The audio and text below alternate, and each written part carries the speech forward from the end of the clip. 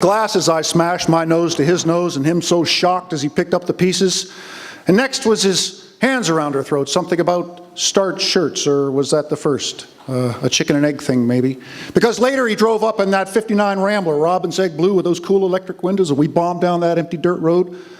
Him late for work and smoking Camels. Oh, I loved his first flash and burn in the closed cab. And I didn't see him until New York City, walking fast down those littered sidewalks where he lived in this mile-high apartment building with a million other people who all hung their laundry out the window. How it took all day to climb the stairs. And he bought that 64 Falcon, same Robin's Egg Blue as the Rambler. And we bombed down to Riceville Beach to fish on the long pier, him bitching about going blind because he forgot he had his sunglasses on. And I got the worst sunburn of my life, but he was so relieved not to be blind, he drank that whole bottle of Jameson's, which is when he showed me he could blow smoke from his ear. Because I had never seen anyone drunk before or blow smoke from their ear. But he could do both that summer. He gave me the hunting knife, how it quivered there in the dirt like a frightened animal, and him grinning a circus act. When he bought that place on the island, it was falling over a cliff, but his second wife left him anyway. About the time the Blue Falcon got towed because he hadn't paid the parking tickets after some punk had smashed in the front window and stolen his new electric typewriter and 2 cartons of Camels. But the cop didn't care because the parking tickets were lying on the ground in a mix of leaves and broken glass, which was the first time I ever saw a guy hit another guy. And meanwhile, the house fell over the cliff one night, right after I had run down the back stairs because I had never seen anybody smoke dope before. And they all came chasing down the stairs after me, everybody wandering around in the dark, and the fucking house fell over the fucking cliff. And that was that.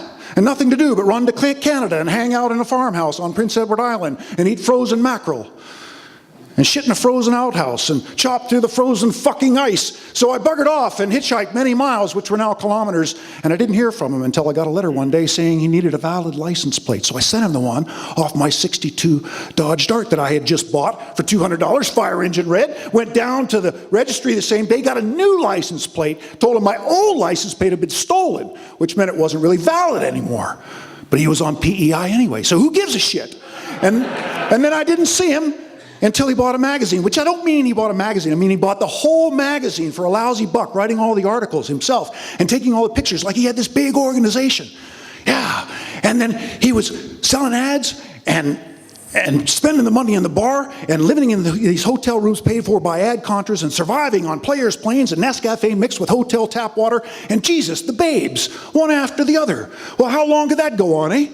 Next thing, he's shacked up with this barefoot artist in the country, and they're growing beans and pot and chickens, only she's crazy, and she's got these 3 crazy kids, and the chickens are running through the house shitting on everything, and they're all out there going crazy together and making art whoopee. And then the winter comes, and they run out of heating oil, and they burn the furniture in the fireplace, and then she kicks him out for banging her head against the wall, and I don't know if it was about starched shirts or what, but he moves in with a neighbor lady, and they grow beans and pot and chickens, and then one day, I hear him on the radio, interviewing barnyard animals, asking the pigs what they think of the government. And they snort. And he asks the geese if the air traffic laws are egalitarian or whatever, and they honk. And he asks the cows about U.S. trade agreements, but they just stand there chewing their cud because they don't even understand the question. And then the neighbor lady boots him out because he's filled her place up with these old toasters that he bought at the flea market.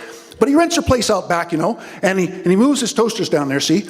And the next thing you know, he's burned most of the cabin in the fireplace. And then he drops a couple of derelict cars in the front yard, both Robin's Egg Blue, and then sneaks back to neighbor lady's couch. And he's lying there drinking her wine with a football game on, grilling her about her new boyfriends. So she kicks him out again, and I give him this ancient Volvo that I found. A little bit of Robin's Egg Blue poking through the rust. And no brakes or taillights, but he got it going. Drove it like double zeros, always at night, figuring the cops had to sleep sometime. He even pulled the back seat out so he could curl up there like a dog, never knowing if he was going to wake up or not, but now he had tumors growing everywhere. That it got to be a regular thing, him going down to the hospital for derelicts to get the tumors scraped out, and they would sew him up and push him out the door into his blue Volvo with his testicles hanging out his trouser legs. And this went on for quite some time until one day he died. Looking at his wristwatch, presumably calculating how long he had suffered this ridiculous life, so he burned his body and scattered his ashes to the wind.